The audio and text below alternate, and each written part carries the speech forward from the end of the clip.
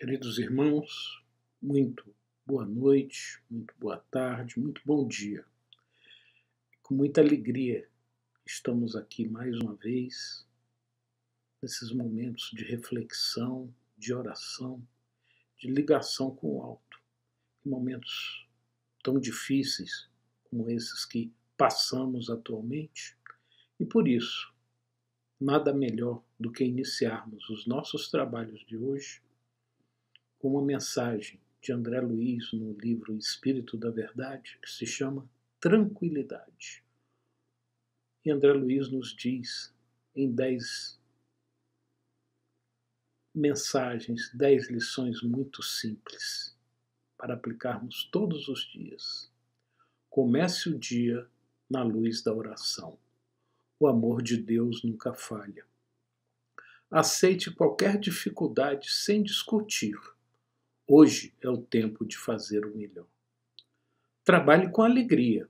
O preguiçoso, mesmo quando se mostra num pedestal de ouro maciço, é um cadáver que pensa. Faça o bem quanto possa. Cada criatura transita entre as próprias criações. Valorize os minutos. Tudo volta, com exceção da hora perdida. Aprenda a obedecer no culto das próprias obrigações. Se você não acredita na disciplina, observe um carro sem freio. Estime a simplicidade. O luxo é o mausoléu dos que se avizinham da morte. Perdoe sem condições. Irritar-se é o melhor processo de perder. Use a gentileza, mas, de modo especial, dentro da própria casa. Experimente atender aos familiares como você trata as visitas. Em favor de sua paz, conserve fidelidade a si mesmo. Lembre-se de que, no dia do Calvário, a massa aplaudia a causa triunfante dos crucificadores, mas o Cristo, solitário e vencido, era a causa de Deus. André Luiz. E com esse convite à tranquilidade, a nos aproximarmos cada vez de Deus, cada vez mais pedimos a Ti, Pai amado, e ao nosso Mestre, amigo e irmão, que nos ilumine nessa caminhada, nos dando essa tranquilidade que precisamos para enfrentar os momentos difíceis e dele tirarmos os aprendizados necessários para crescermos, para aprendermos efetivamente a sermos melhores, a amarmos, a nos entregarmos e a compreendermos uns aos outros como irmãos que somos de humanidade, Senhor. Pedimos sua luz para os instantes que agora iniciamos mais esse aprendizado, mais essa lição de hoje, e pedimos também que ilumine a casa de oração que nos propicia esses instantes, Senhor. Assim, agradecidos por tudo, dizemos graças a Deus e graças a Jesus. Que assim seja. Queridos irmãos, estamos mais uma vez aqui com o livro Opinião Espírita, hoje com a lição 54, intitulada Embaixadores Divinos. Esse livro, escrito por Emmanuel e André Luiz em 1963, muito tempo, sob as mãos de Chico Xavier e de Valdo Vieira, ele teve como propósito dizer que nós, os espíritas, encarnados e desencarnados, acatamos cultos e preconceitos, conceituações e interpretações dos outros. Mas, nisso ou naquilo, possuímos opinião própria, que não podemos esquecer nem menosprezar. Daí o nome do livro, Opinião Espírita. E que também é certo, não temos receita da felicidade ilusória para dar, e nem sabemos rebaixar o céu ao nível do chão, mas sim dispomos dos recursos precisos à construção da felicidade e do céu no reino interior, aqui dentro, pelo trabalho e pelo estudo, no nosso autoaperfeiçoamento. Assim, eles nos convidam a meditar no ensinamento libertador de Allan Kardec, sob a inspiração de Cristo, para que as opiniões do Espiritismo sejam lidas em nós, ou seja, em nossas próprias ações. É assim, irmãos, que hoje Emmanuel, nessa lição 54, nos convida, com base em uma das mais profundas obras da codificação de Kardec, a sintonizarmos com as esferas espirituais superiores, asseverando que nos momentos mais importantes de nossas vidas recebemos dos embaixadores divinos as harmonias supremas para seguirmos confiantes na estrada evolutiva que traçamos. E esse instante em especial em que vivemos com o recrudescimento de uma pandemia, depois de um ano de tantas lutas, vemos tanto recrudescimento, mais ainda precisamos dessa ligação com esses embaixadores divinos, com essas forças que vêm da espiritualidade superior para nos trazer alento e paz para seguirmos ajudando a todos que possamos e nos mantendo unidos como família, como povo, como população, como nação, como humanidade. E para falar dos embaixadores divinos, Emmanuel recorre ao item 14 do capítulo 8 da primeira parte do livro O Céu e o Inferno, cujo subtítulo é A Justiça Divina segundo o Espiritismo. Trata-se de uma obra preciosa da codificação de nossa doutrina, publicada em 1965, e cujo objetivo é mostrar que a ação da justiça divina e a sorte que guarda a nós após a morte do corpo físico, como consequência dos nossos próprios atos na Terra. O trecho a que Emmanuel se refere fala dos anjos, segundo a doutrina espírita. Aí encontraremos explicações de quem e como se encaixam nos planos maiores da justiça divina esses seres de luz que trazem tanto bem em nossa caminhada de aprendizado e de aperfeiçoamento.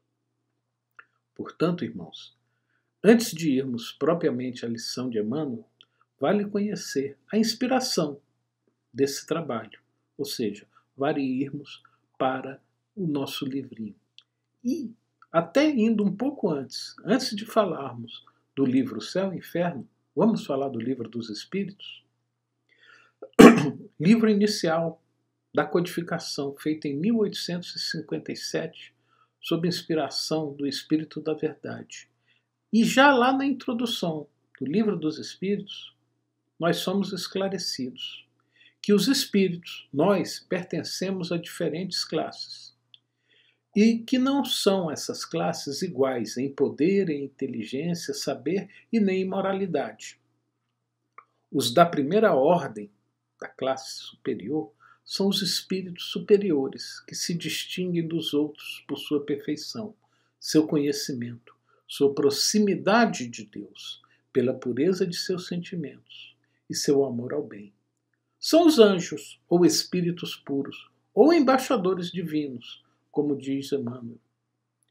Os das outras classes ainda não atingiram essa perfeição, muito menos nós, que estamos passando nesse planeta de expiação e provas tantos desafios, tantas oportunidades, na verdade, de nos aperfeiçoarmos e de entendermos nossa missão de crescimento e de aperfeiçoamento. Seguindo um pouco mais ainda no Livro dos Espíritos, lá na questão 28, que fica no capítulo 1 da parte 2ª da obra, tratando dos anjos e demônios, Kardec questiona os espíritos se os seres a que chamamos anjos, arcanjos, serafins, formam uma categoria especial de natureza, diferente dos outros espíritos. E a resposta vem objetiva. Não, são os espíritos puros, estão no mais alto grau da escala e reúnem todas as perfeições. E aí Kardec continua perguntando. Kardec perguntava. E aí Kardec pergunta na questão 129. Os anjos percorreram todos os graus da escala evolutiva? E recebe como esclarecimento que sim, eles percorreram todos os graus, mas, como já dissemos, uns aceitaram sua missão sem murmurar e chegaram mais rápido. Outros levaram um tempo mais ou menos longo para chegar à perfeição. Como é que é isso? O como é que é isso? Vem logo a seguir, já nessa obra de 1865, O Céu e o Inferno. E lá, nesse capítulo 8, nós vamos estudar os anjos segundo o Espiritismo. E encontramos os seguintes esclarecimentos. As almas ou espíritos são criados simples e ignorantes, isto é, sem conhecimento nem consciência do bem e do mal. Porém, são criados esses espíritos aptos para adquirir o que lhes falta. E mais, o trabalho é o meio de aquisição. E o fim, que é a perfeição, é para todos o mesmo. Ou seja, o nosso fim para todos os espíritos é a perfeição. Conseguem essa perfeição mais ou menos rapidamente, em virtude do livre-arbítrio que temos e na ração direta do esforço que desenvolvemos. Todos temos que passar pelos mesmos graus. Temos que concluir os mesmos trabalhos. Deus não aquinhó melhor a uns do que a outros, porquanto é justo. E, visto serem todos os seus filhos, Deus não tem predileções. Entretanto, nós, qual crianças, somos inexperientes na primeira fase da existência e muito falíveis. E Deus não nos dá a experiência, mas nos dá, com certeza, os meios e as formas de adquirir essa experiência que nos leva aonde? À perfeição. Assim, irmãos, um passo falso na senda do mal é um atraso para nós e sofremos as consequências para aprender, à custa desse passo falso e desse sofrimento, o que importa evitar. Deste modo, pouco a pouco, vamos nos desenvolvendo, nos aperfeiçoando e nos adiantando na hierarquia espiritual, até o estado de espírito puro, o anjo. Os anjos são, pois, as almas dos homens chegados ao grau de perfeição que a criatura comporta. São, pois, as almas dos homens chegadas ao grau de perfeição que a criatura comporta, o mais próximo possível de Deus, fruindo em sua plenitude a felicidade prometida. Antes, porém, de atingir esse grau supremo, nós vamos crescendo aos poucos, gozando de felicidades relativas ao nosso grau de adiantamento. Felicidade essa que consiste não na ociosidade, mas nas funções que Deus nos confia e por cujo desempenho nos sentimos felizes, ditosos, tendo ainda nessas missões um meio para o nosso progresso. E termina aqui essa lição dizendo ainda que a humanidade não se limita à Terra. Ela habita inúmeros mundos no espaço que nos circula. Mundos que já foram habitados e já apareceram, e mundos que ainda virão e serão habitados.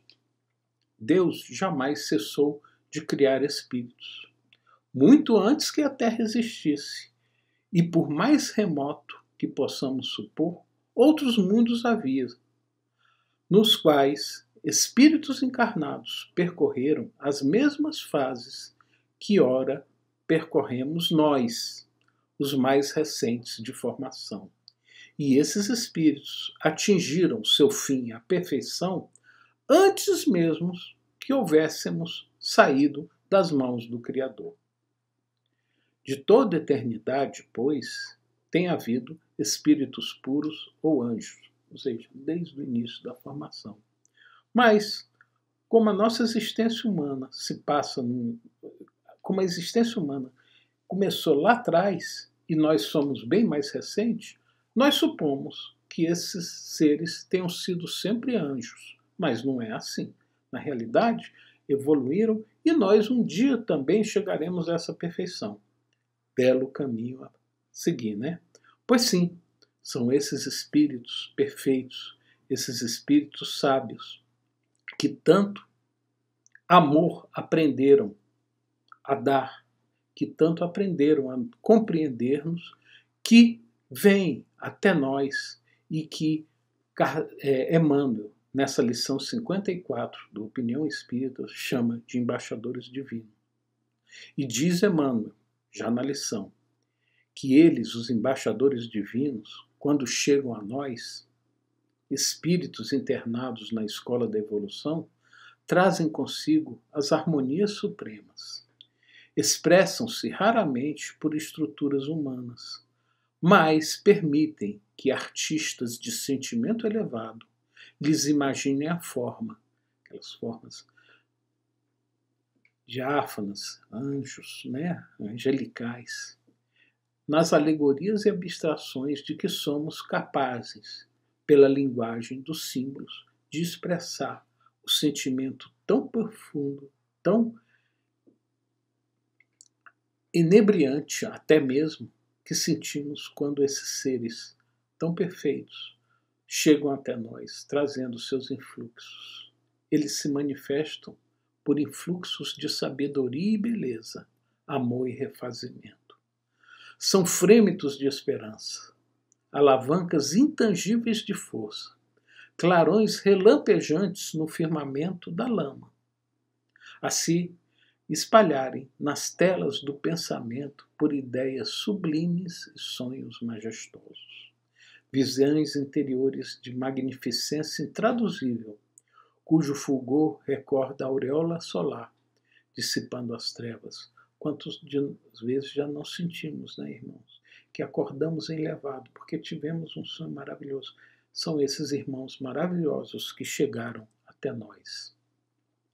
Eles se abeiram das mãos fatigadas de pranto e renovam a essas mãos a ternura, para que afaguem de novo os filhos ingratos. Eles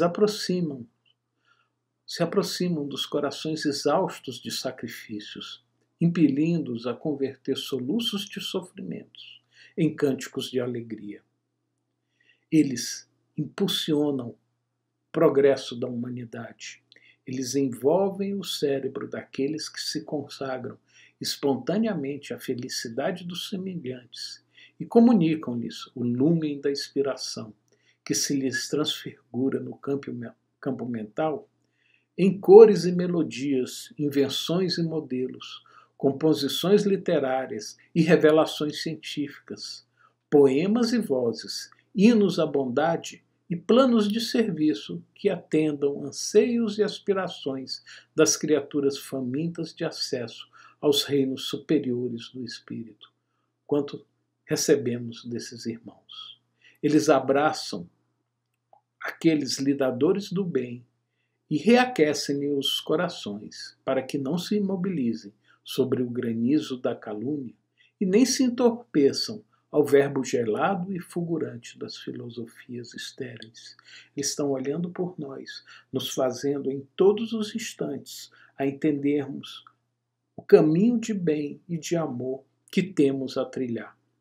São esses caminhos que nos impulsionam, são esses influxos que nos levam a passarmos por momentos difíceis, a entendermos a beleza de muitos sacrifícios que devemos fazer para que consigamos ter mais união, mais amor, mais compreensão entre todos. Eles beijam a fronte pastosa dos agonizantes, que aguardam tranquilamente a morte, rociando-lhes o olhar com lágrimas de júbilo, ao desvendar-lhes os gloriosos caminhos da liberdade. Eles enlaçam os servidores humildes que suam e choram na gleba, a fim de que o mundo se abasteça suficientemente de pão, e levantam-lhes a cabeça para a contemplação do céu.